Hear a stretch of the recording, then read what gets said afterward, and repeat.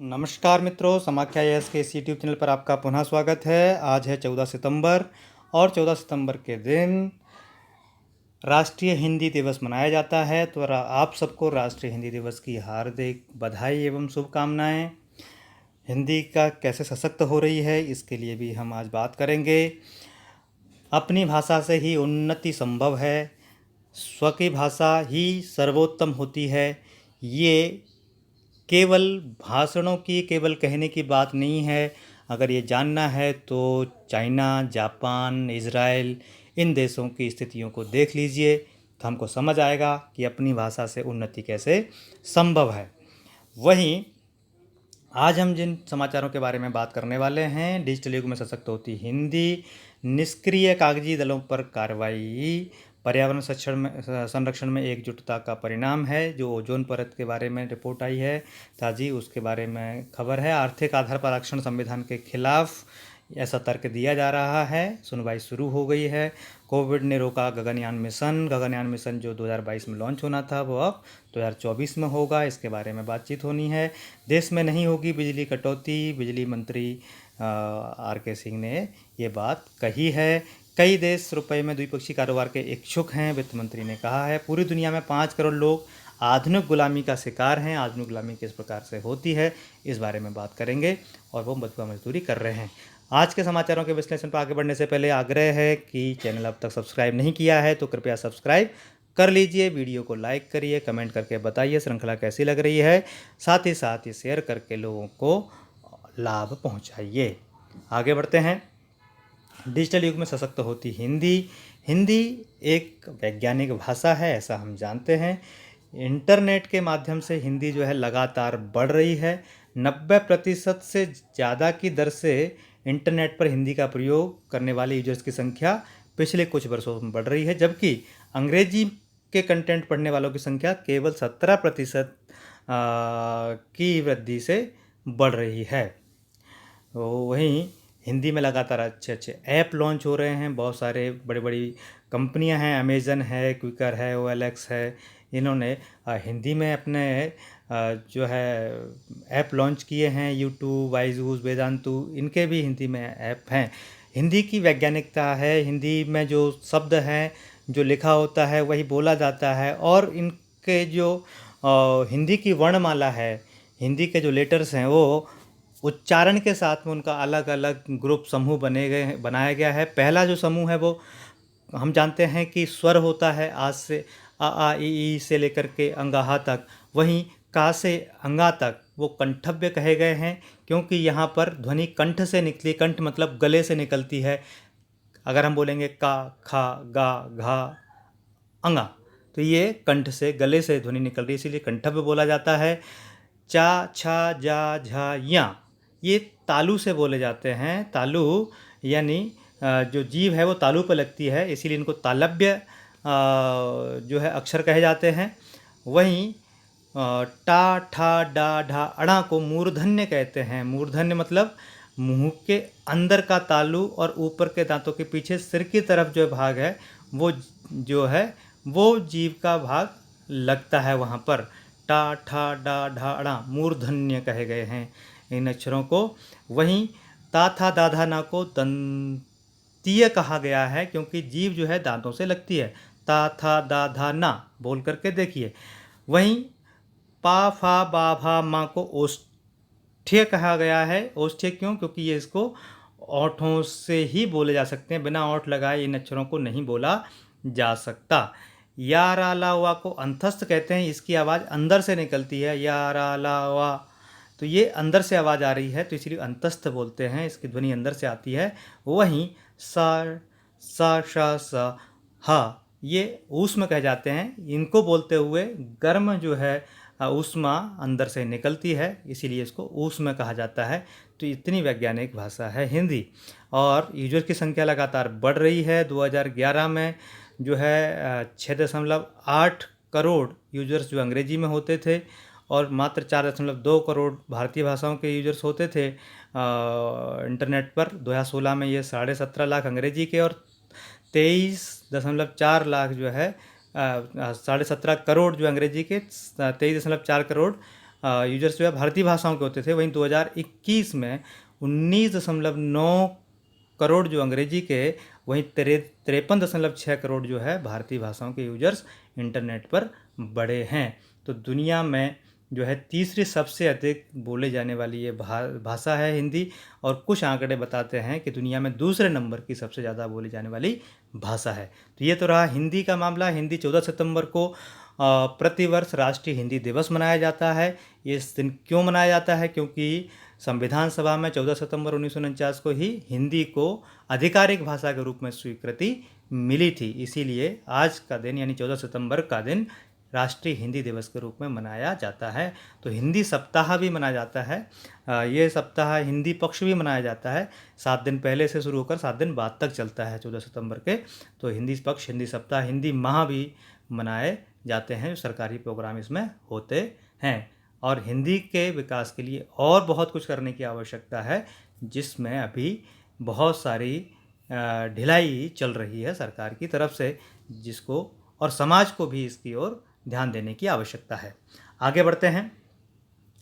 निष्क्रिय कागजी दलों पर कार्रवाई। चुनाव को निष्पक्ष, स्वतंत्र, पारदर्शी बनाने के लिए निर्वाचन आयोग ने बड़ा कदम उठाया है। 339 रजिस्टर्ड गैर मान्यता प्राप्त जो पार्टियां थी, उनके खिलाफ कार्रवाई की है। 86 दल सिर्फ कागजों पर चल रहे थे। शेष 253 जो है निष्क्रिय पड़े थे। वो बहुत दिनों से, सालों से जो है कोई काम नहीं कर रहे थे। आयकर विभाग ने 100 से ज़्यादा जो पंजीकृत गैर मान्यता प्राप्त दल थे, उनसे जुड़ी संस्थाएं, गैर सरकारी संगठनों के खिलाफ छापे मारे थे पिछले हफ्ते ही।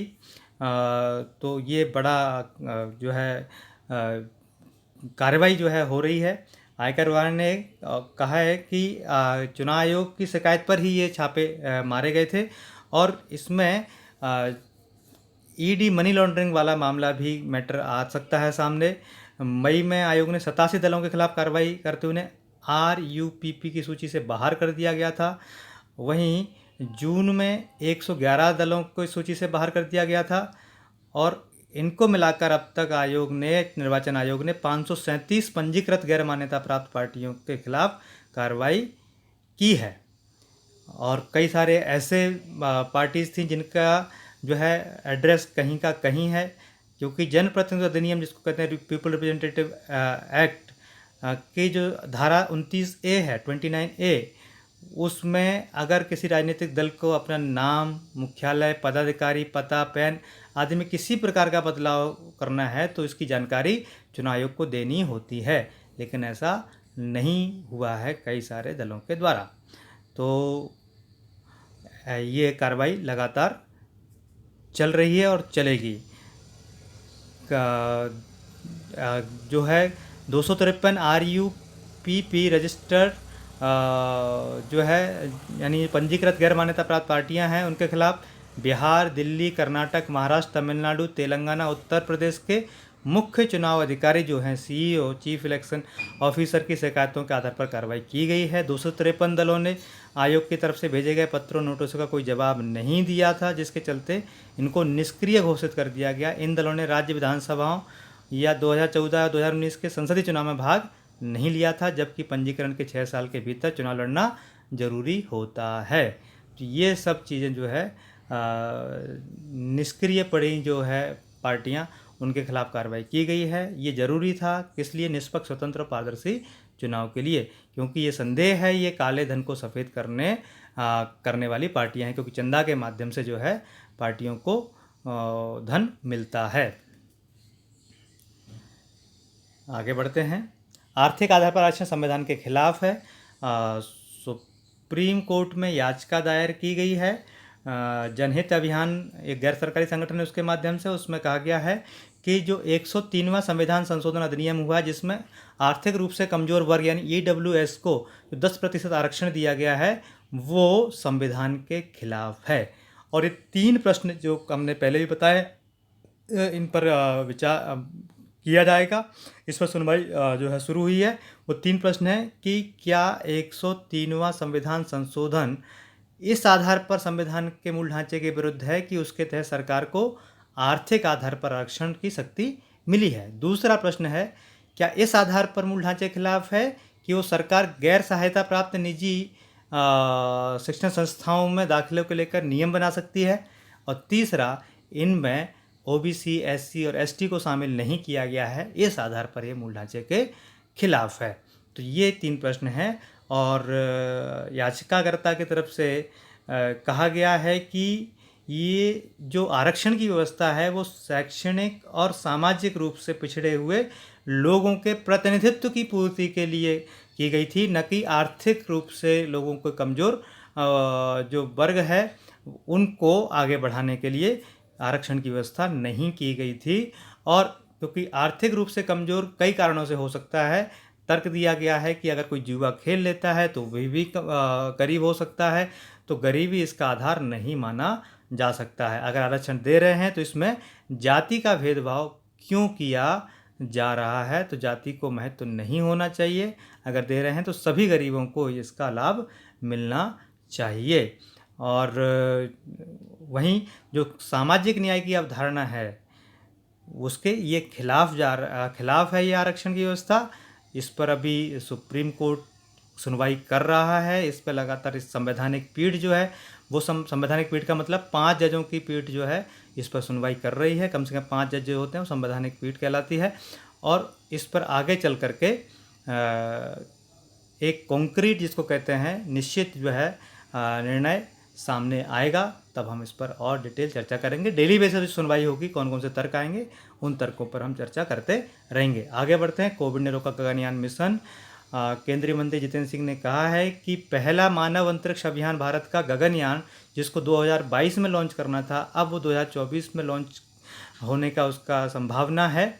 और पहले योजना थी कि 2022 में यानी 75वां वर्षगांठ जब हम मना रहे होंगे तो हम अंतरिक्ष में भी गगनयान को प्रक्षेपित कर चुके होंगे, लेकिन ऐसा नहीं हो पाया है क्योंकि कोविड आ गया था। 2 साल हमारे उसमें चले गए, क्योंकि उसके लिए जो पायलट्स जो है चुने गए थे उनको रसिया में ट्रेन करना था, उनका प्रशिक्षण होना था, वो प्रशिक्षण भी नहीं हो पाया था। तो पहला परीक्षण उड़ान के बाद संभवतः अगले साल व्योम मित्र नामक एक रोबोट जो है वो अंतरिक्ष यात्रा को भेजा जाएगा। व्योम मित्र जो है एक रोबोट अंतरिक्ष यात्री रोबोट बनाया गया है, इसको भेजा जाएगा। और उसके बाद जो है प्रशिक्षण भी पूरा होगा। अंतरिक्षयान को 15 किलोमीटर की ऊंचाई पर भेजा जाएगा ताकि अंतरिक्ष विज्ञानी मिशन को खत्म करने वाली जो परिस्थितियां पैदा करके पैराशूट के जरिए चालक दल के सदस्यों को धरती पर वापसी सुनिश्चित की जा सके, ऐसा एक माहौल तैयार किया जाएगा। वहीं इस प्रणाली को यात्रियों की वापसी के लिहाज से उपयुक्त बनाया जा सकता है, क्योंकि सभी बहुत सारी दुर्घटनाएं जो है अंतरिक्ष में हो चुकी हैं, उनको ध्यान में रख करके बहुत सारे प्रिकॉशंस जो है उनको ध्यान में रखा जा रहा है।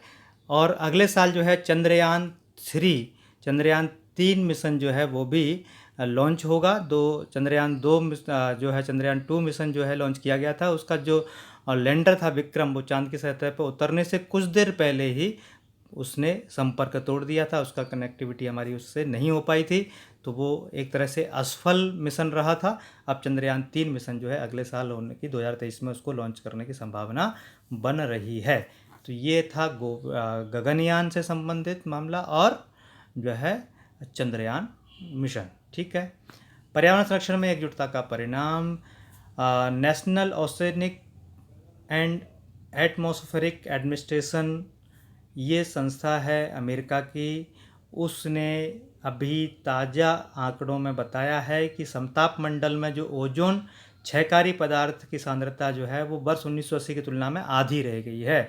हालांकि वो लक्ष्य के अभी दूर है, लेकिन काफ़ी सुधार है। और ये सुधार जो है पूरे विश्व के देशों द्वारा सामूहिक प्रयासों से संभव हो पाया है।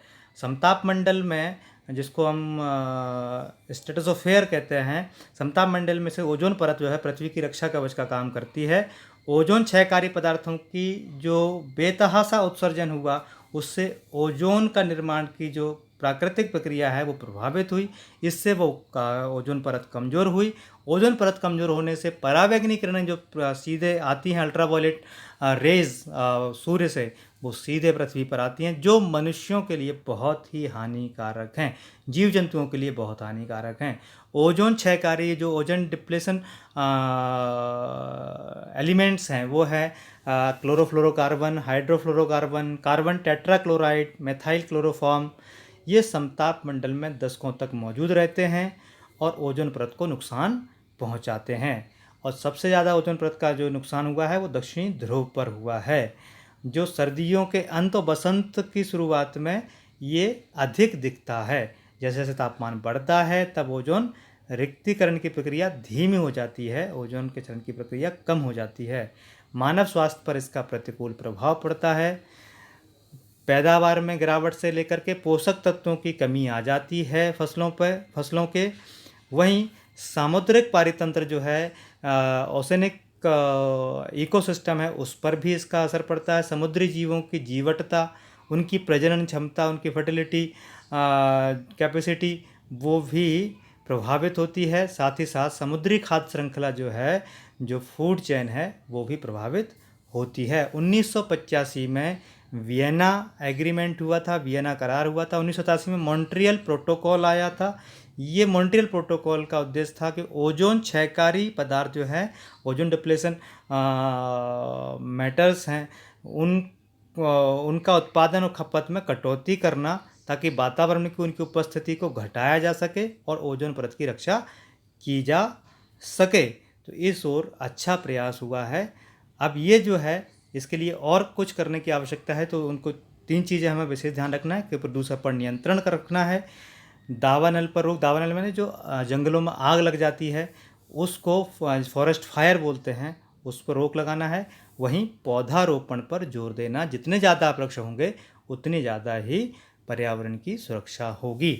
तो ये 3 चीज़ें बहुत महत्वपूर्ण हैं। वहीं मोदी सरकार के नेतृत्व में भारतीय लोकतंत्र की अच्छी सेहत, जो ऑस्ट्रेलिया के सिडनी यूनिवर्सिटी के एसोसिएट प्रोफेसर हैं सल्टावोर बोवेंस, उन्होंने कहा है कि भारतीय लोकतंत्र की गुणवत्ता में कमी आने के सबूत देने वाले जो अंतर्राष्ट्रीय एजेंसियां हैं वो जानबूझकर ऐसा काम करती हैं, जानबूझकर धोखा दिया जाता है। भारत की जो वर्तमान सरकार है, इसमें शिक्षा और आय के स्तर में जो दूसरे देश हैं उसके बराबर के, उनके मुकाबले बहुत अच्छा काम किया है और दुनिया भारत को एक मॉडल के रूप में देखेगी। लोकतांत्रिक विफलता के रूप में नहीं, बल्कि लोकतांत्रिक सफलता के रूप में दुनिया देखेगी। 75 साल पुराना भारतीय लोकतंत्र निश्चित रूप से बेहतर हालत में है। और जो है, अब तक गरीब देश होते हुए स्वतंत्र देश के तौर पर समूचे इतिहास में लोकतांत्रिक संस्थाओं को सर्वाधिक व्यवस्थित रखा गया है। कहाँ पर? भारत में। भारतीय लोकतंत्र के तौर पर जो आलोचना है वो हमेशा गलत अवधारणाओं पर हुई है।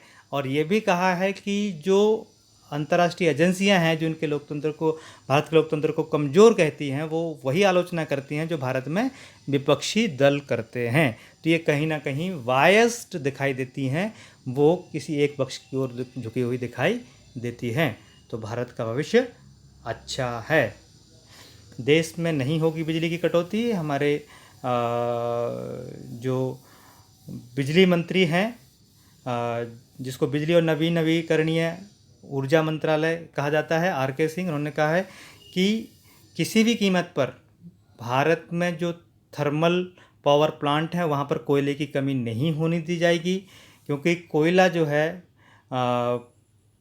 जो स्टॉक 2.4 करोड़ टन था उस घट करके 2 करोड़ टन हो गया है। हमने आयात पर रोक लगा दी थी, अब आयात पर जो है रोक को हटा दिया है। कोयला बाहर से आ रहा है। पहले 5% कोयला ही मिक्स किया जा सकता था आयात वाला, अब उसके हटा दिया था। अगस्त में हमने उसको 10% कर दिया था। 10% कोयला हम जो बाहर से इंपोर्ट कर रहे हैं उसको हम मिक्स कर सकते हैं। अब 10% से बढ़ा करके हम उसको 15% कर दिया है कि जो बाहर का कोयला है हम वो 15% कोयले का, बाहर के कोयले का यूज कर सकते हैं, इंपोर्टेड कोयले का यूज कर सकते हैं, ताकि किसी भी रूप में जो थर्मल पावर प्लांट हैं उन पर कोयले की कमी न हो। और ये बहुत ज़रूरी है।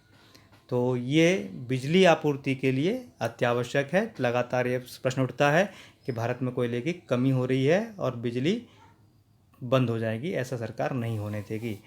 आरबीआई के द्वारा जो स्कीम चलाई गई है कि हम जो है रुपए में व्यापार करेंगे, विदेशी व्यापार को रुपए में करेंगे, उसी संबंध में वित्त मंत्री निर्मला सीतारमण ने कहा है कि अन्य उपायों के साथ साथ पूर्ण पूंजी खाता परिवर्तनीयता, जिसको कहते हैं टोटल कैपिटल अकाउंट कन्वर्टेबिलिटी की दिशा में ये कदम उठाया गया है। और जो रूबल और रुपए का पुराना प्रारूप है वो वैसा प्रारूप नहीं है, अब नए तरीके से जो है व्यापार हो रहा है। रूस के साथ तो हम रुपए में व्यापार कर ही रहे हैं, अन्य देश भी रुपए में व्यापार करने के इच्छुक हैं। और ये जो है भारत के जो निवेश करने वाले लोग हैं भारत में, वो भी इसके उत्साह दिखा रहे हैं, जबकि घरेलू निवेशक जो है कम उत्साह दिखा रहे हैं। तो ये चिंता का विषय है। लेकिन भविष्य में अगले 5, 7, 10 साल के लिए के बाद भारत की स्थिति बहुत मजबूत होगी, क्योंकि जो विश्व के अन्य देश जो है वो लगातार भारतीय रुपए में व्यापार करेंगे। वहीं इलेक्ट्रिक बसों के लिए समान चार्जिंग प्रणाली पर गौर करें। जो सड़क परिवहन मंत्री हैं उन्होंने कहा है कि अलग अलग इलेक्ट्रिक व्हीकल अलग अलग प्रकार के अगर चार्जिंग सिस्टम को अपना बनाएंगे तो फिर वो चार्जिंग पॉइंट बनाना बड़ा मुश्किल हो जाएगा। इसीलिए एक जैसे चार्जिंग प्रणाली का उपयोग सभी वाहनों में होना चाहिए, ताकि चार्जिंग पॉइंट्स बनाना बड़ा आसान हो जाए। वहीं पूरी दुनिया में 5 करोड़ लोग आधुनिक गुलामी के शिकार कर रहे हैं बंधुआ मजदूरी। जिनेवा स्थित है अंतर्राष्ट्रीय श्रम संगठन, इंटरनेशनल लेबर ऑर्गेनाइजेशन, ILO जिसको बोलते हैं, इसका मुख्यालय कहाँ है? जिनेवा में है। उसमें बताया गया है कि 2021 में जो 5 करोड़ लोग आधुनिक समय की गुलामी के लिए विवश किए गए हैं, उनमें से 2.8 करोड़ लोग जो है वो बंधुआ मजदूरी उनसे कराई जा रही है, जबकि 2.2 करोड़ जो है बलपूर्वक जो है शादियों में फंसे हैं लोग, आधुनिक गुलामी के शिकार हो रहे हैं। लोगों में 1 करोड़ का इजाफा हुआ है। वहीं इन लोगों के उनके जातीय, सांस्कृतिक और धार्मिक आधार पर अलग कर दिया जाता है। आधुनिक बंधुआ मजदूर या बलपूर्वक शादी में फंसे 52% लोग जो है वो उच्च मध्यम आय या उच्च आय वर्ग वाले देशों के हैं।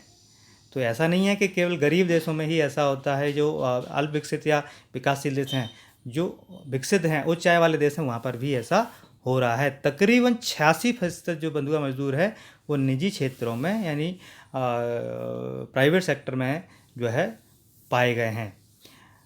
वहीं पर बाल मजदूरी ये एक आधुनिक दास्ता का रूप है। इसका सबसे विकृत स्वरूप जो है वो बाल विवाह है, और इसमें ज़्यादातर देश जो बाल विवाह हैं, जबरन विवाह वाले जो देश हैं, उनमें अफ़गानिस्तान, बांग्लादेश, कांगो, मिस्र, भारत, युगांडा, यमन ये देश शामिल हैं। वहीं बलपूर्वक हर 4 में से 1 शादी जो है उच्च या उच्च मध्यम आय वाले देशों में होती है। इस संकट की वजहों में जो है कोरोना महामारी है, पर्यावरण परिवर्तन है, सैन्य संघर्ष है, गरीबी है, असुरक्षित आव्रजन जिसको कहते हैं, अनसिक्योर्ड जो है प्रवास जिसको कह सकते हैं, और लिंग आधारित हिंसा, ये सब शामिल होती हैं। तो ये कई सारी चीज़ें जो है आपराधिक जो है प्रवृत्तियों को बढ़ाती हैं।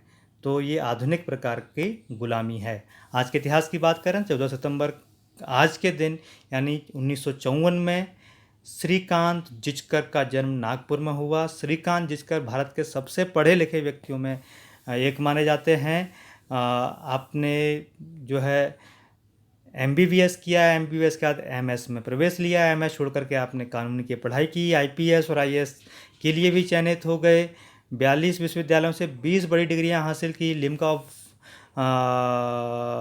रिकॉर्ड्स में सबसे पढ़े लिखे व्यक्ति को दर्जा दिया गया।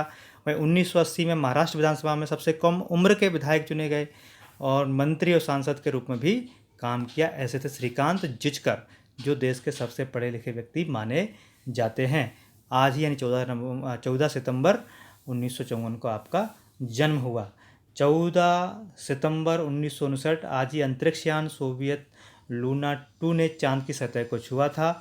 यह किसी खगोलीय पिंड तक पहुंचने वाली पहली मानव निर्मित वस्तु थी, लूना 2। ठीक है। सतह से टकराने के बाद पूरी तरह से नष्ट हो गया था। चांद पर सफल लैंडिंग 1969 में नासा के अपोलो 11 यान ने की थी। वहीं दुनिया की पहली हाई स्पीड पैसेंजर ट्रेन का संचालन 14 सितंबर 1891 अमेरिका के एम्पायर स्टेट एक्सप्रेस न्यूयॉर्क और बफेलो के बीच में 702 किलोमीटर की दूरी केवल 7 घंटे 6 मिनट में तय करके की थी। पहली हाई स्पीड पैसेंजर ट्रेन बनी थी ये। इसकी अधिकतम गति जो है 131 किलोमीटर प्रति घंटा थी। 14 सितंबर 1891 अमेरिका। ठीक है, तो आज का न्यूज़पेपर यहीं समाप्त होता है। आप जुड़े रहे लगातार, इसके लिए बहुत बहुत धन्यवाद। भारत माता की जय। वंदे मातरम।